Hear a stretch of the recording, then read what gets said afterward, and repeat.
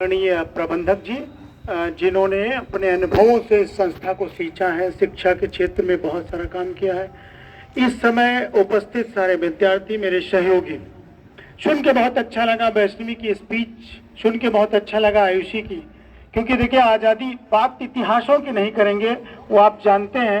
बात इस बात की है कि इस 75 साल में हमने बहुत सारी ऊंचाइयां छुई हैं।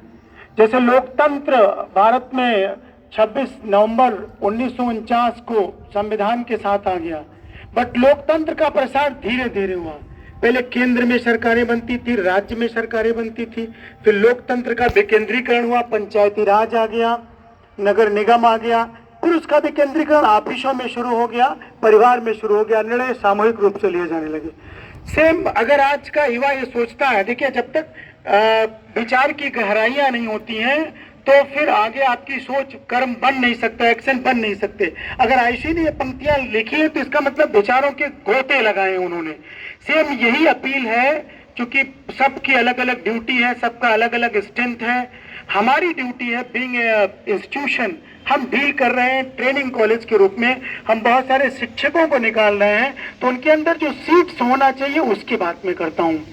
सीट्स होनी चाहिए। आपका सारा डेवलपमेंट बहुत फास्ट चल रहा, हर लेवल की ऊंचाइयों पर है, स्पेस हो, न्यूक्लियर हो, इकोनॉमिक पावर हो, सब कुछ आप टेक्निकली जान रहे हैं। आपके पास इंफॉर्मेशन के बहुत सारे सोर्सेज हैं, आप हर जगह देख रहे हैं, आप थर्ड पावर है, सेकंड पावर है, ठीक, आपके पास नॉलेज के बहुत सारे सोर्सेज हैं।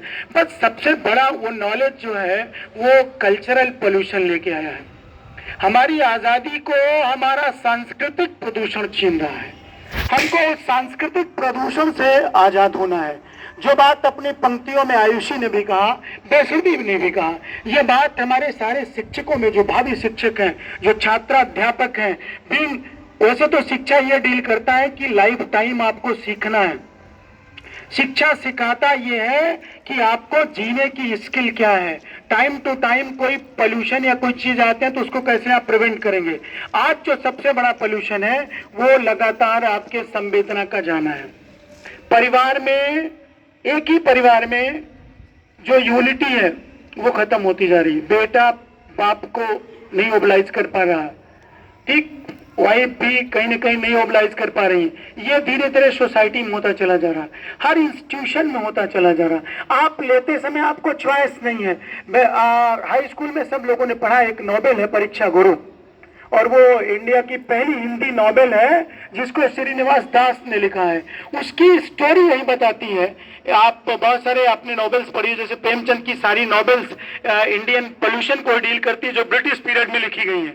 तो ये डील करता है कि कैसे एक ग्रोइंग मिडिल क्लास की फैमिली अपने बच्चों को एडवांस बनाने में वेस्टर्न कल्चर को एडॉप्ट करता चला जाता है, और एट रिजल्ट अपने सारे संस्कार खो देता है। जो अचीवमेंट चाहिए आपकी पढ़ाई से, आपकी शिक्षा से, कोई देश डील होता है युवाओं की अच्छी एजुकेशन से। आज आपको फाइनेंशियल पावर एमबीएस दे सकते हैं, बट आपकी स्ट्रेंथ टिकी रहेगी आपकी चरित्र से, वो आपका संस्कार दे सकता है। दुनिया की पहली संस्कृति, मैंने बताया इंडस पहली सिविलाइजेशन है, उससे पहले चले जाइए तो रामायण है। वहां देखिए अनुभव की कितनी कीमत रखी गई है। आप मर्यादा पुरुषोत्तम राम की कथा है, राम कथा प्रचलित है, वो हमारे संस्कारों को जीवित रखने के लिए है कि किसी व्यक्ति का समाज में क्या आइडियल रोल होना चाहिए, पिता का, पुत्र का, बहन का, पत्नी का, तो वो हमारे पास एक आइडियल है। कोशिश है हम उसको बांध के रखें। और सबसे बड़ी बात देखिए, वहां जामवंत जैसे अनुभवी व्यक्ति का भी रोल है। यहाँ एक्सपीरियंस को प्रेजेंस देना चाहिए। जैसे नई जनरेशन उस एक्सपीरियंस की जगह सब्स्टिट्यूट कर रही है यूट्यूब को, सोशल मीडिया को, उनसे लेती है और उनको तुरंत आउटसाइड कर देती है। बट वो जो एग्जाम्पल, वो जो फ्रस्ट्रेटेड होते हैं, जो आपको टोकते हैं, वो यही उनका अनुभव है। कहीं न कहीं वो आपके अंदर संस्कारों को टूटता हुआ देखते हैं कि इसकी ग्रोथ तो हो रही है, एजुकेशनली जान तो जा रहा अंग्रेजी के शब्दों को, बोल भी ले रहा है, लेकिन उसके अंदर वो बात नहीं है कि पिता के लिए जो फीलिंग होनी चाहिए। अगर माँ को दर्द है, माँ को बुखार है, तो उसको चाय देना जरूरी है, ना कि कोचिंग जाना जरूरी है। तो मैं आज बीइंग अ प्रिंसिपल, और ये बीज बिहारी ग्रुप तो इस बात को तरजीह दे रहा। मैनेजर सर को सब लोग उसी रूप में देखते हैं, उनको हर संस्था में उनके अनुभवों से संचालित होते हैं। हम लोग पर्सनली गाइडेड होते हैं कि कहाँ कैसे टूट रहा है, क्या करना चाहिए। तो आज की डेट में बस यही कि स्वतंत्रता तो हर जगह से है, हम अपने आप को आयात से स्वतंत्र करें।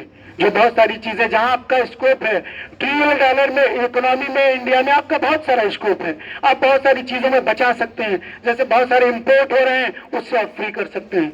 कल्चरल पोल्यूशन से आप फ्री कर सकते हैं।